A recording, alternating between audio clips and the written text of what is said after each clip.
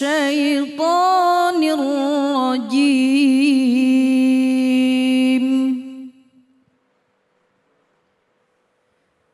بسم الله الرحمن الرحيم.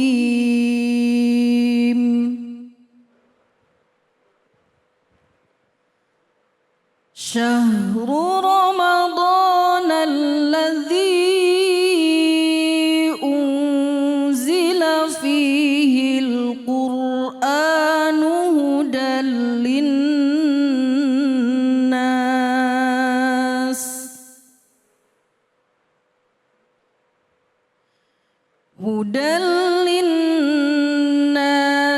وبينات من الهدى والفرقان.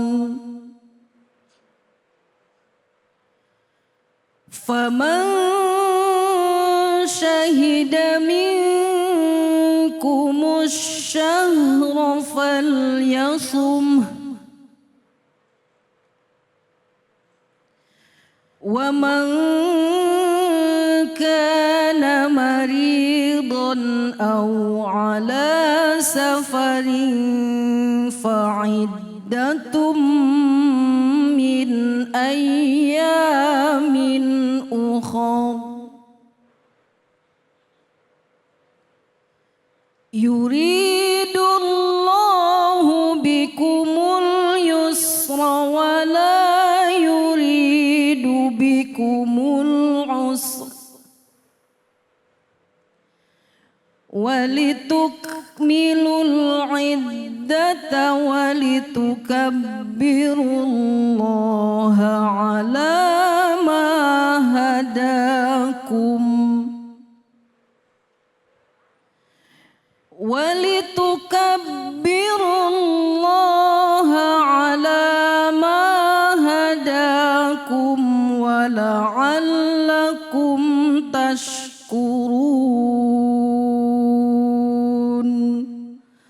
صدق الله العظيم. Shadaqallahul Adzim. Cahaya Hati Indonesia kembali lagi menemani Anda semuanya.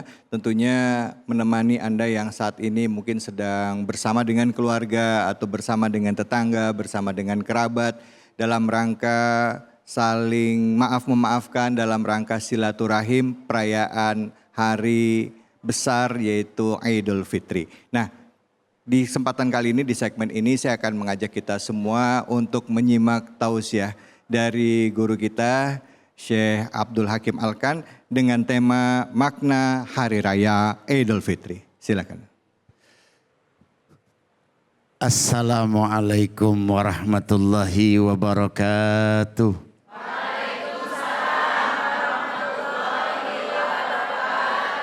Alhamdulillah wassalatu wassalamu ala Rasulillah wa ala alihi wa sahbihi wa mawala ma ba'du. Allahu akbar, Allahu akbar, Allahu akbar, Allahu akbar, Allahu akbar, Allahu akbar. La ilaha illallah, Allahu akbar walillahil hamd. Ibu-ibu, udah makan opor? Udah makan rendang? Udah buka puasanya? Alhamdulillah. Bang David? Ya. Udah apaan? Udah dari tadi.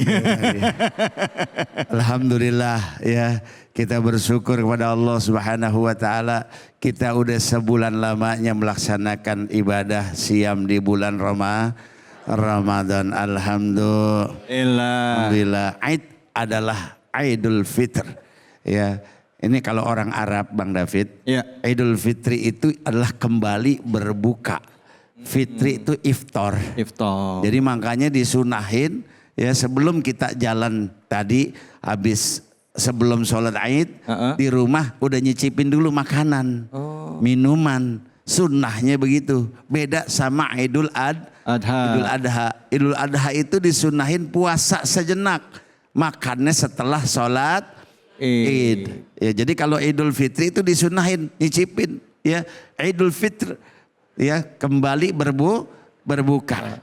Bisa juga maknanya adalah Idul Fitri kembali kita menjadi hamba Allah yang fitrah. Kembali suci. Ya, kata Nabi bagaikan ya bayi yang baru lahir dari perut ibunya. Ini bayi-bayi semua nih. Ini bayinya gede-gede banget. Ya. Alhamdulillah ya, sebulan lamanya kita ditempa oleh Ramadan. Ramadan artinya adalah pembakaran.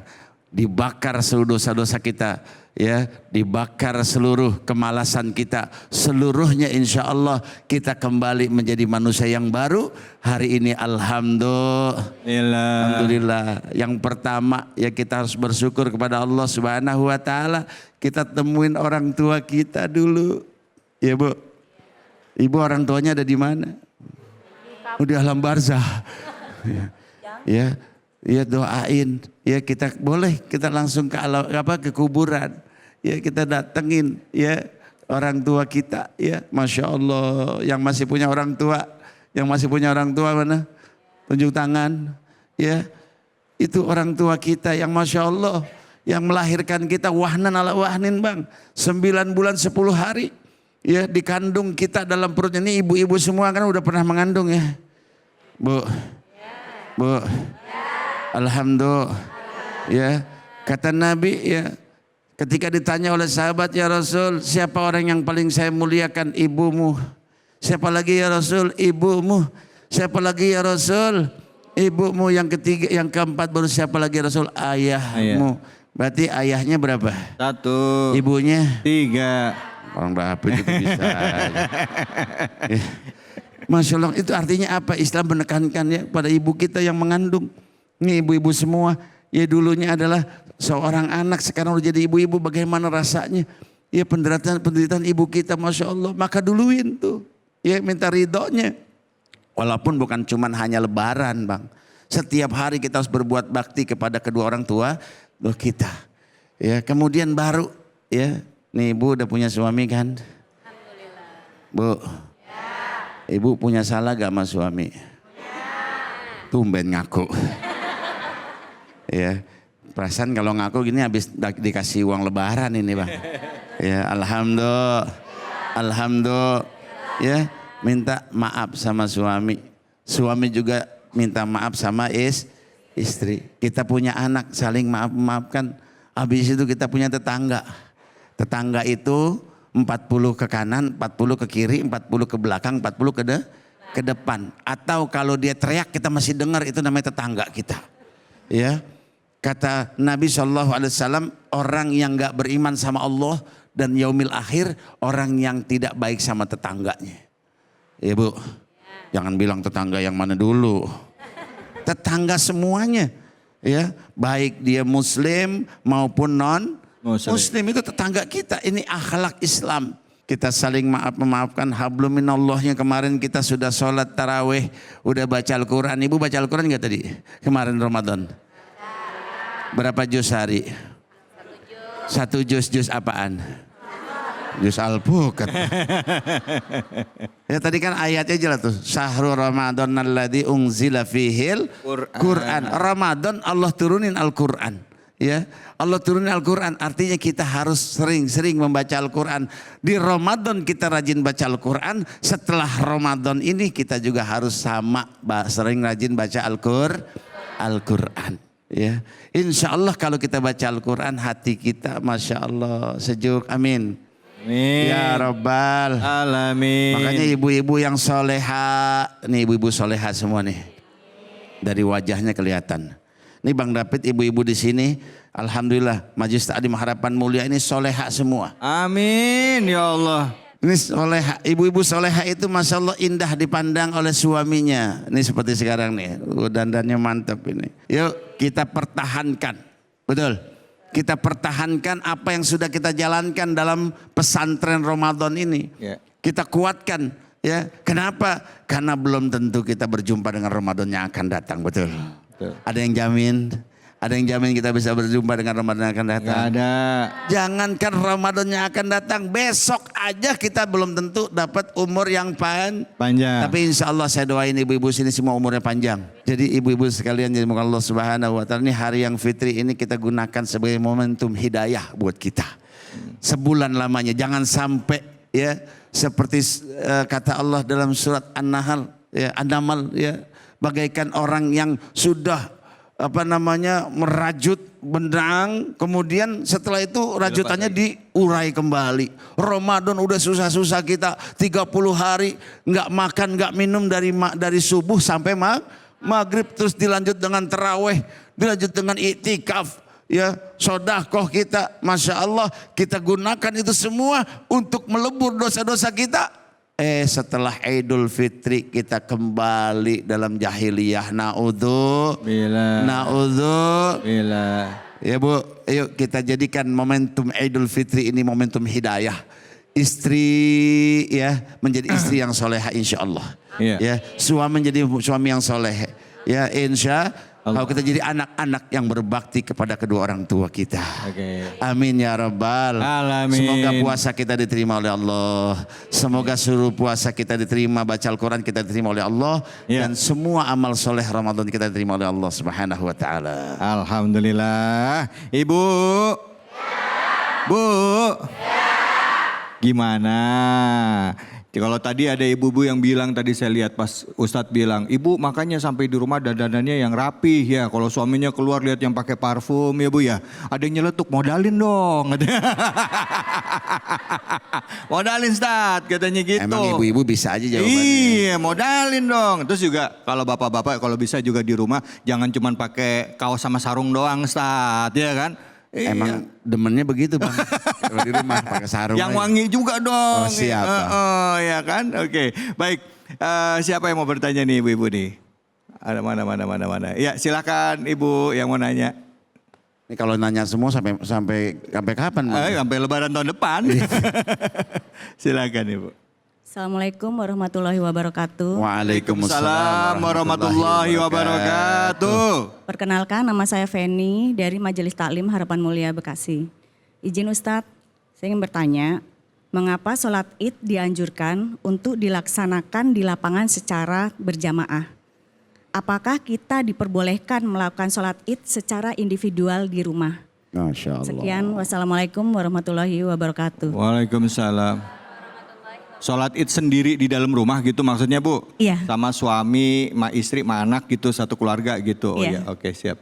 Iya, Masya Allah. Ini tadi pada sholat Id kan? Alhamdulillah. Berbondong-bondong ya. Ya, itu adalah syiar. Ya, syiar agama kita. Ya, Masya Allah. Semua orang datang. Makanya disunahkan sholat Id itu enggak di masjid, tapi di musola. Ya, artinya musola itu bukan musola yang sekarang Bang. Di lapangan artinya tempat yang besar, tempat yang ramai. Disunahkan juga nih kalau bisa satu kecamatan satu titik gitu Bang. Ya, jadi ramai itu menjadi syiar. Takbir, ya Masya Allah bergetar ya. Semua orang akan melihat takjub kepada agama kita yang mulia ini, agama Islam. Inna dina indallahil Islam. Terus kemudian kenapa ya disunnahkan sholat itu hukumnya sunnah muakkad ya, sunnah yang dipentingkan dalam ajaran agama kita.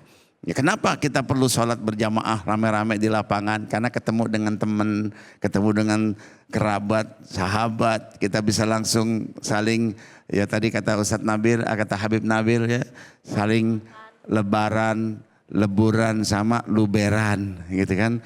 Saling halal bihalal. Kita ketemu dengan saudara-saudara kita, salam-salaman, yang laki dengan yang laki, ya, yang perempuan dengan yang perempuan. Ingat ini, ya, jangan laki sama perempuan bukan muhrimnya main salaman aja.